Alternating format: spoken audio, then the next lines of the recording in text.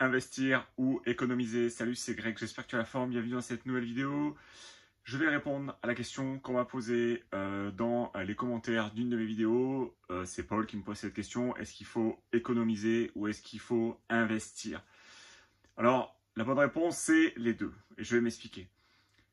D'abord, tu le sais, laisser de l'argent sur des livrets A, laisser de l'argent sur des livrets compte courant, c'est strictement contre-productif. L'inflation est absolument monstrueuse ces derniers temps, ces dernières années, et c'est hyper important pour nous d'essayer de battre cette inflation, c'est-à-dire d'essayer d'avoir des rendements qui sont supérieurs à cette inflation. Un livret A, je ne sais pas combien il est aujourd'hui ou à l'heure où tu regarderas cette vidéo, mais il est toujours, le livret A est systématiquement soit au niveau, soit légèrement en dessous de l'inflation. Donc c'est-à-dire que progressivement, ton pouvoir d'achat à cause de cette inflation se fait grignoter sur la durée, se fait un peu rogner sur la durée et du coup c'est contre-productif. Donc il vaut mieux évidemment investir, mais il faut investir intelligemment. C'est-à-dire qu'il faut réussir d'un côté à réduire considérablement les dettes, réduire considérablement son train de vie et essayer de vivre, on va dire modestement, je l'appelle ça frugalement, et de se servir de cet excédent d'argent que tu vas avoir tous les mois pour le réinvestir. Alors évidemment qu'il faut impérativement un fonds d'urgence, un fonds de sécurité. Moi je considère qu'un fonds de sécurité, un fonds d'urgence est optimal à partir du moment où tu as entre 6 et 12 mois de loyer disponible immédiatement devant toi, c'est-à-dire pratiquement, on va dire, pour parler concret, un appartement qui est loué 1000 € tous les mois, c'est-à-dire qu'il faudrait que tu aies entre 6 et 12 000 € de trésorerie de côté disponible pour cet appartement-là. Donc, idéalement, il faudrait faire ça par le nombre de lots que tu as. Donc, ça, c'est vraiment le top du top. Mais je vais aller un petit peu plus loin dans cette vidéo parce que c'est ce que vous voulez entendre de ma part. C'est parce que c'est là où exactement je vais vous expliquer là, comment vous allez pouvoir vraiment être beaucoup plus performant. Alors là, moi personnellement, ce que je ferais, c'est que je ne garde pas forcément une montagne d'épargne disponible devant moi et je préfère le réinvestir dans des nouveaux projets, soit en marchand de biens, soit du locatif. En ce moment, c'est beaucoup marchand de biens. Tu dois le voir passer sur le groupe Esprit Immo. D'ailleurs, tu as le lien dans la description ou autour du petit i quelque part en haut de cette vidéo. Je passe beaucoup de temps en ce moment en marchand de biens parce que c'est ce qui est le plus rentable, c'est ce qui est le plus, à l'heure actuelle, c'est ce qui me permet d'accélérer le plus fort vers mes objectifs. Mais tu peux aussi très bien le faire en locatif. L'idée, c'est de le réinjecter cette épargne. Mais moi, je considère qu'une épargne au-delà de 15-20 000 € d'épargne, je considère que c'est un peu contre-productif de le garder sur des comptes, de le garder sur un livret.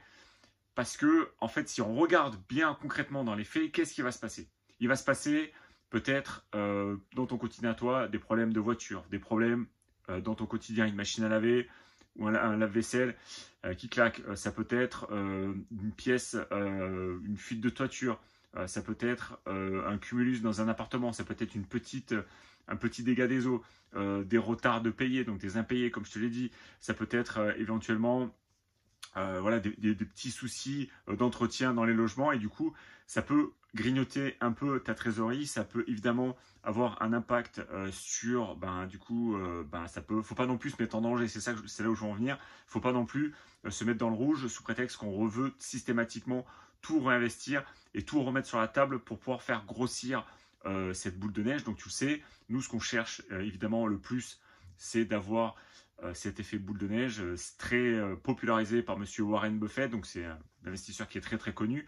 Cet effet boule de neige, qu'est-ce que ça dit? C'est de réinvestir systématiquement les intérêts composés, donc nous en l'occurrence c'est notre cash flow ou nos marges si on est marchand de biens, et les réinvestir systématiquement pour faire grossir la trésorerie et pour petit à petit réussir à dégager des revenus, des rentes, des marges pour gagner notre liberté et être affranchi du système, être libre et affranchi du système et réinjecter cet argent-là dans de nouveaux projets, dans de nouveaux produits, immeubles, appartements, opérations de marchand, pour justement continuer à grossir.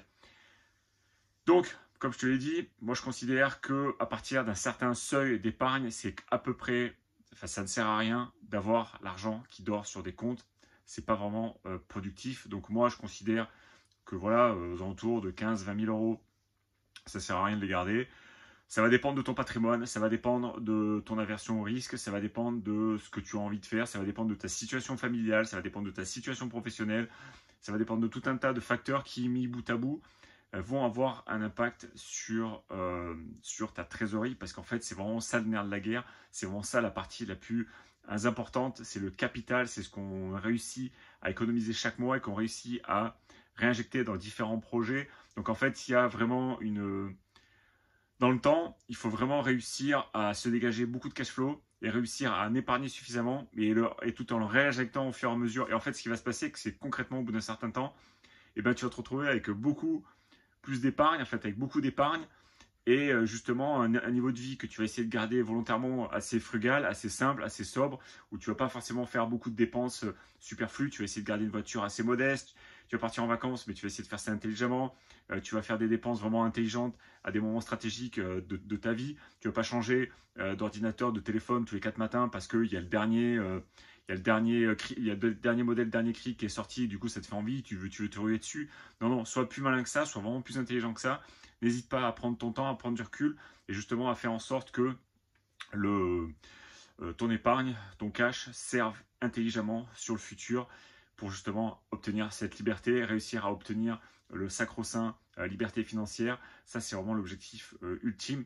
Donc, pour répondre à cette question aujourd'hui, investir ou épargner, ben, tu l'as compris, il vaut mieux, il faut faire les deux, mon capitaine. Il faut réussir à investir sans se mettre en danger. Donc, c'est ça que j'essaie de te faire comprendre à travers cette vidéo. Réussir à investir intelligemment par rapport aux gains que tu vas avoir, par rapport à tes niveaux de revenus, par rapport à ton aversion au risque, et leur injecter petit à petit, progressivement, pour que l'argent revienne à toi comme un boomerang. Tu sais, quand tu achètes un appartement, il va forcément avoir une phase de prospection, une phase de financement, une phase de négociation, une phase de financement, après une phase de travaux, une phase d'exploitation, que ce soit en location courte durée ou que ce soit en location longue durée. Donc entre le moment où tu vas mettre de l'apport en banque et le moment où tu vas commencer à toucher tes premiers loyers, il peut assez facilement se passer 1 an à 18 mois, suivant le retard des travaux, suivant l'avancement du dossier, suivant les problématiques qu'on a souvent chez les notaires, parce qu'il manque toujours un document, parce qu'il manque toujours à la banque un papier. Donc ça c'est assez pénible en immobilier. Il y a toujours un petit grain de sable qui fait que on perd du temps. Et donc forcément, avant le moment où tu vas récupérer cette trésorerie, il peut se passer un certain temps. Donc voilà pour la vidéo du jour. Je vous mets un petit carré juste ici que vous pouvez télécharger. C'est 1 heure de formation sur le financement bancaire. Vous avez d'autres liens dans la description en dessous de cette vidéo. Si vous avez envie de progresser en immobilier, si vous avez envie de passer à seconde, si vous avez envie d'aller un petit peu plus loin. Je vous dis à très vite pour une prochaine vidéo. Je vous souhaite un excellent cash flow, une excellente marge, rentablement grégoire.